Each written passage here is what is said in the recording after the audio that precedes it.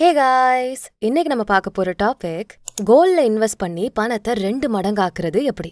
24 carrot தங்கம் கிராமுக்கு 700 ரூபாயாக அதிரடி உயர்வு. இது எப்போ 2005ல வந்த நியூஸ். இப்போ ஒரு கிராமோட விலை என்ன தெரியுமா? 7500 ரூபாய் கிட்ட. இப்ப 2024 19 வருஷத்துக்கு முன்னாடி தங்கத்தோட விலை கிராமுக்கு 700 ரூபாய் தான். 19 வருஷத்துல தங்கத்தோட விலை 10 மடங்கு அதிகமாகிருக்கு. இதே கணக்கு அப்ளை பண்ணுவோமே, சும்மா ஒரு கற்பனை கணக்கு தான். இப்போ ஒரு கிராமோட விலை கிட்டத்தட்ட 7000 ரூபான்னு வச்சுப்போம். இன்னையில இருந்து 19 வருஷத்துக்கு அப்புறம் ஒரு கிராமோட விலை 10 மடங்கானா 70000 ரூபாய். ஒரு கிராம் கையில இருந்தா போதும், 70000 ரூபாய் மதிப்புள்ள சொத்து உங்க கையில இருக்குன்னு அர்த்தம். கரெக்ட் தான், உங்க மைண்ட் வாய்ஸ் எனக்கு கேக்குது. 2005ல இருந்த வாழ்வாதாரமும் இப்ப இருக்க வாழ்வாதாரமும் ஒன்னா? 19 வருஷத்துக்கு அப்புறமும் வாழ்வாதாரம் மாறுமே, அப்போ இந்த விலை அதுக்கேத்த மாதிரி தான் அமையும். இதெல்லாமே எனக்கு புரியுது. வாழ்வாதாரம் உயரும் அப்படிங்கறதால தான் இப்பவே உஷாராகிக்க சொல்றேன். 7000 ரூபாய் இருக்கிறதோடயே முடிஞ்ச அளவு கோல்ட்ல இன்வெஸ்ட் பண்ணிடுங்க. 70000 ரூபாய் ஆனப்ப கண்ணால தங்கத்தை பார்க்க முடியுமான்னு கூட தெரியல. கோல்டு இன்வெஸ்ட்மெண்ட் பிளான்ஸ் பத்தி இந்த பதிவுல நான் சொல்லியிருக்கேன். ஸோ ஸ்கிப் பண்ணாம முழுசா கேளுங்க. நம்ம ஆடியன்ஸ்க்கு யூஸ்ஃபுல்லா இருக்கக்கூடிய ப்ரமோஷன் பண்ணணும்னா டிஸ்கிரிப்ஷன்ல இருக்க இன்ஸ்டாகிராம் லிங்க் இல்ல இமெயில் ஐடி கிளிக் பண்ணி எங்களை காண்டாக்ட் பண்ணுங்க. சரி, ஏன் கோல்ட்ல இன்வெஸ்ட் பண்ணணும்? பொதுவாவே பணத்தை அப்படியே பேங்க்ல போட்டு வச்சா அது வளராது. இன்னைக்கு நீங்க 1 லட்சம் ரூபாய் பேங்க்ல சேவிங்ஸ்ல போட்டு வைக்கிறீங்கன்னு வச்சுப்போம். 10 வருஷத்துக்கு அப்புறம் அது அப்படியே தான் இருக்கும். அதுவே இதே 1 லட்சத்தை வச்சு தங்கத்தை வாங்கி அதை லாக்கருக்குள்ள பத்திரமா வைங்க. 10 வருஷத்துக்கு அப்புறம் அந்த தங்கத்தை வித்தா 1 லட்சமா கிடைக்கும். அதுக்கு மேலேயே 2 மடங்கு இல்ல 3 மடங்கு கூட காசு கிடைக்கும். சோ பணமா வச்சுக்கிறத விட ஒரு ஆசெட்டா வச்சுக்கிறது தான் ரொம்ப நல்லது. அதுலயும் தங்கம், நிலம், சொத்து இந்த மாதிரி ஆசெட் ரொம்பவே லாபத்தை கொடுக்கும். தங்கம் தான் நமக்கு ஈஸியான வழி. அதனாலதான் கோல்டு இன்வெஸ்ட்மெண்ட்டை பெஸ்ட் ஆப்ஷனா சொல்றேன். அப்போல இருந்து இப்ப வரைக்கும் நமக்கு நகை, காயின், பிஸ்கெட், பார் இப்படிதான் நகைய வாங்கணும்னு நினைச்சிட்டு இருக்கோம். ஆனா இப்ப காலம் மாறி போச்சு. கோல்டு ETF, கோல்டு ஃபண்ட்ஸ் இப்படி நிறைய மாடர்ன் ஆப்ஷன்ஸ் வந்தாச்சு.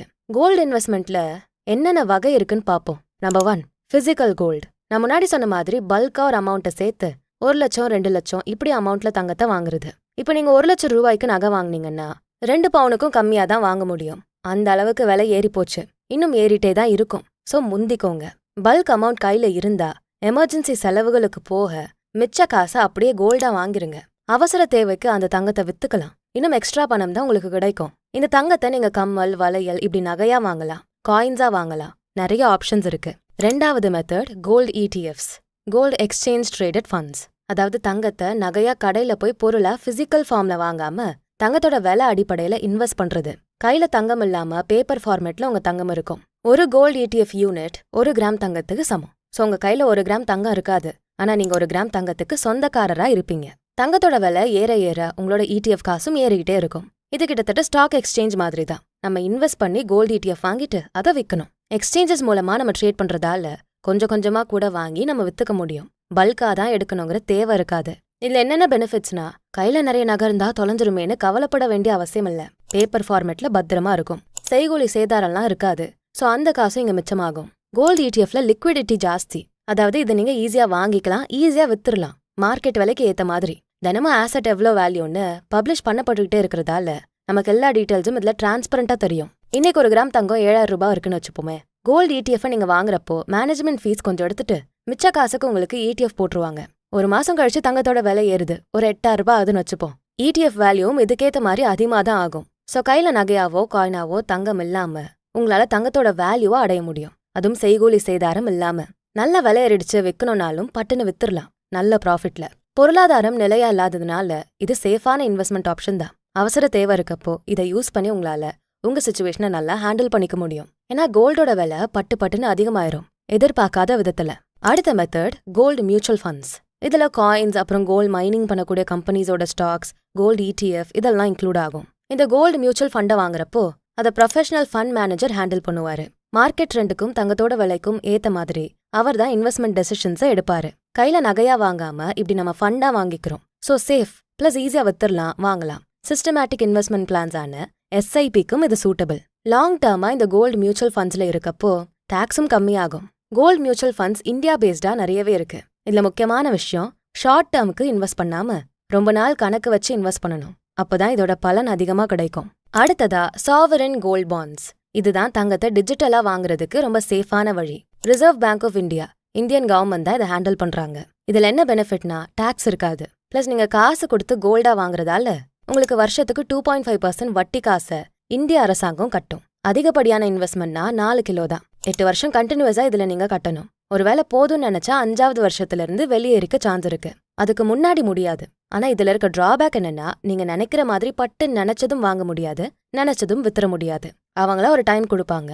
அப்பதான் போர்ட்டலே ஓபன் ஆகும். அப்பதான் வாங்கவும் முடியும், விற்கவும் முடியும். மத்தபடி டாக்ஸ் இல்லாத சேஃபான ஆப்ஷன் இந்த sovereign gold bonds. Axis gold fund, Aditya Birla Sun Life gold fund, Canara Robeco gold savings fund, HDFC fund, இப்படி நிறைய இந்தியா சார்ந்த கோல்ட் ஃபண்ட்ஸ் இருக்கு. எல்லாமே நல்ல ஆப்ஷன் தான். ஆனா ஒண்ணுக்கு 10 வாட்டி நல்லா ரிசர்ச் பண்ணி லாபம் வருமாறு செக் பண்ணிட்டு இன்வெஸ்ட் பண்ணுங்க.